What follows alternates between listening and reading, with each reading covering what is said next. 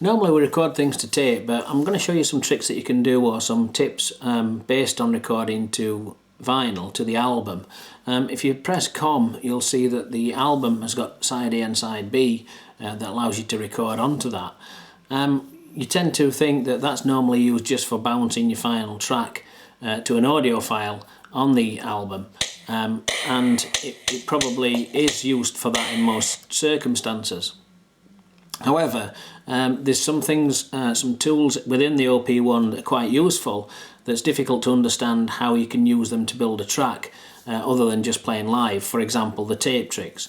So I'm just going to show you how you can utilise the album as a workspace to capture some tape tricks and other things and then bring back into your track on tape. So I'm going to select an interesting synth and I'm going to record that onto tape. Just record anything really, just for this example.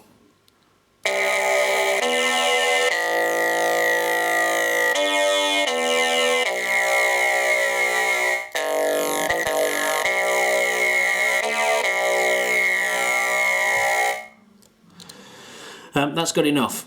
So if we just go back to the album now and we select side B and we press play, press record, then what we're going to do is record that part of the tape to the album, but we're now going to impose some tape tricks onto that. So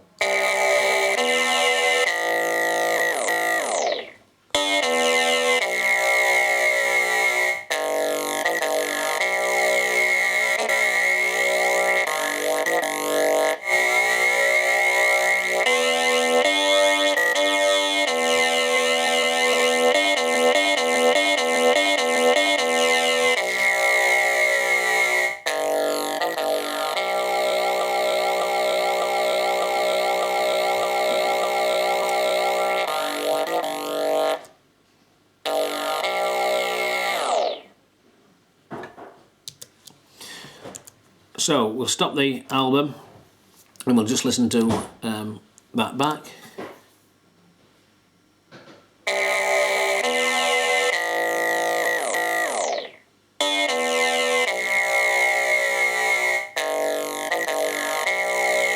So we've got some of that audio, but we need now that back into our track. So how do we do that? So let's go back onto the tape. We can get rid of the recording we made earlier if that's not needed. Alternatively, we could just select a different part of the tape, select a different in point, a different out point, and we'll record it into this section here. So we just move the tape to that point.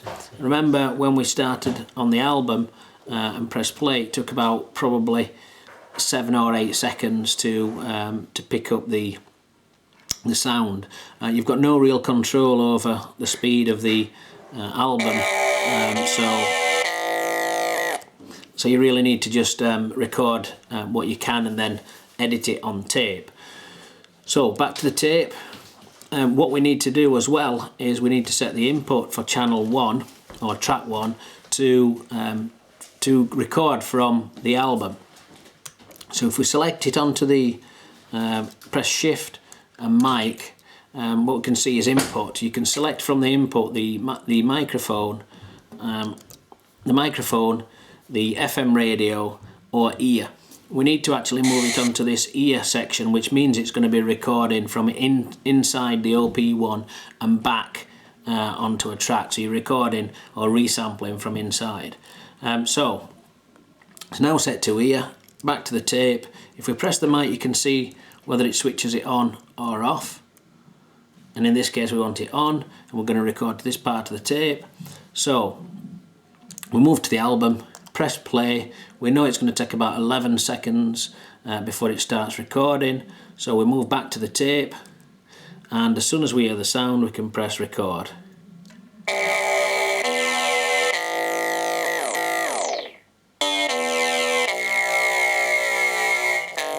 So we've captured that on the tape. Let's just have a quick listen to that.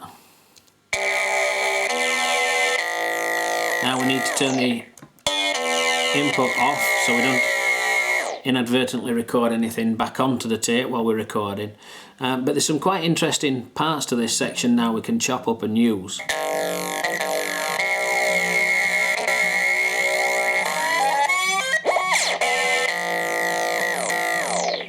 That section. So I'm just going to do zoom in onto that part and hopefully we'll capture that. And it's just that last section that I want. So I'm actually going to adjust it even further by shift green to bring this in.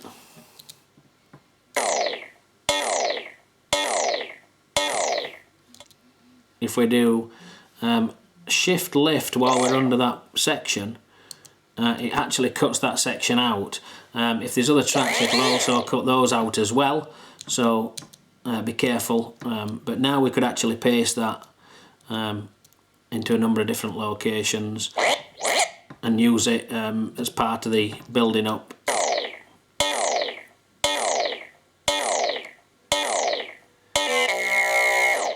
any track. So it's just an example, it's not very musical, but it's an example of how you can use the tape to sample to and then resample back in and capture some tape tricks and effects and other things that you want to do on the fly back in. So I hope that's an example that helps.